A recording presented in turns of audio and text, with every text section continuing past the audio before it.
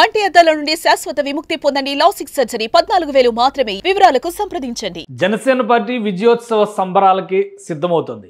జయకేతనం పేరిట ఆవిర్భావ దినోత్సవ సభని నామకరణం చేసిన తర్వాత దేశ విదేశాల్లో జన సైనికులు ఉత్సవాలకి సన్నద్ధమవుతున్నారు. 14వ తేదీన ప్లేనరీ, దానిలో భాగంగానే భారీ బహిరంగ సభ, ఇవి రెండు షెడ్యూల్డ్ పిఠాపురం వేదికగా జరగబోతున్నటువంటి జనసేన సంబర సంరంభం అది.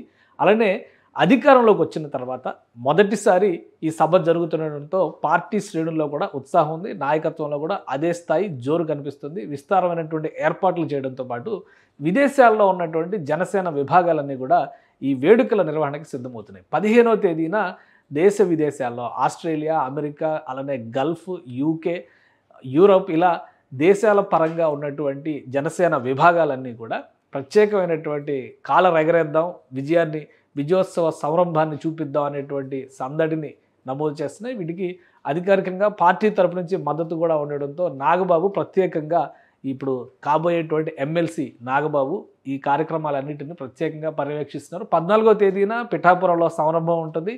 ఆ తర్వాత ప్రపంచవ్యాప్తంగా ఉన్నటువంటి జనసేన విభాగాలు, జనసేన శ్రేణులు ప్రపంచవ్యాప్తంగా 15వ తేదీన ఈ వేడుకలు నిర్వహించడానికి సన్నద్ధమవుతున్నారు.